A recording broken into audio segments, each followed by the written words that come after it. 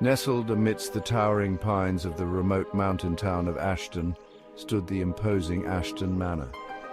Its weathered brick facade held countless stories within its walls. The old building was a tapestry of lives lived, secrets whispered, and shadows embraced. Most tenants were drawn to the manor's quaint charm, finding solace in its quiet solitude. They were a friendly bunch, their lives intertwined like the ivy that clung to the manor's aged bricks. Then there was Mrs. Calloway. Residing on the top floor, she was an enigma shrouded in whispers.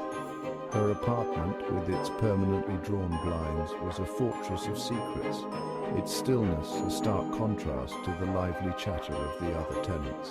Mrs. Calloway was a recluse, her presence only marked by the occasional flicker of candlelight behind her frosted window panes. Her face, when glimpsed, was a mask of age and sorrow, her eyes reflecting an unspoken tragedy.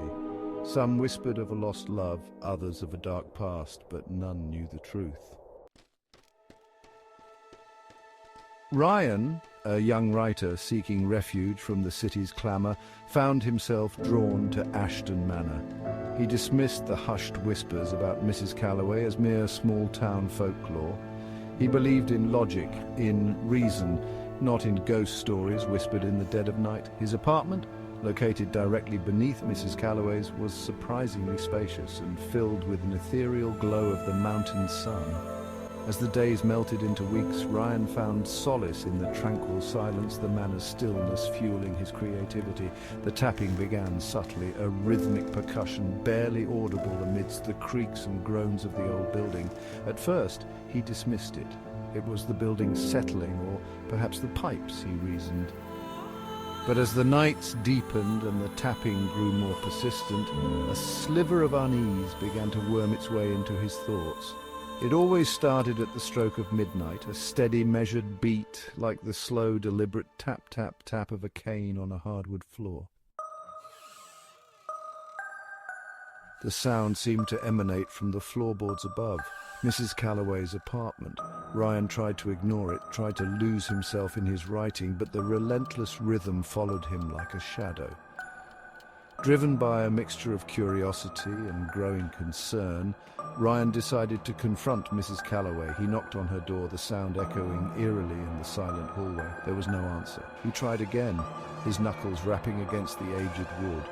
Silence, just the faint sound of the tapping, now seemingly louder, mocking his attempt to find a rational explanation.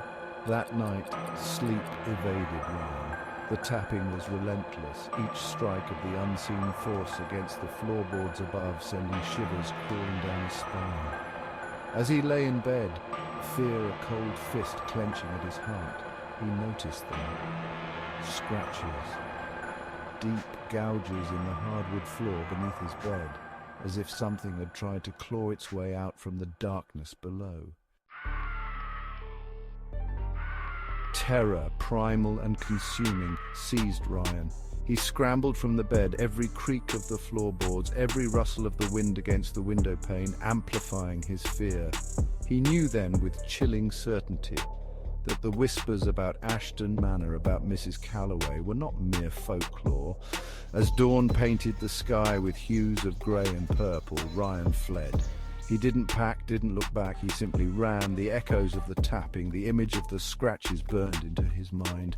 He never returned to Ashton Manor. Yet the memory of that night, of the relentless tapping and the chilling discovery beneath his bed, continued to haunt him. He couldn't shake the image that flashed in his mind as he fled. Mrs. Calloway, a gaunt figure framed in her window, a grotesque smile twisting her lips, and beside her, a shadowy figure, its hand resting on her shoulder, its touch a promise of something sinister.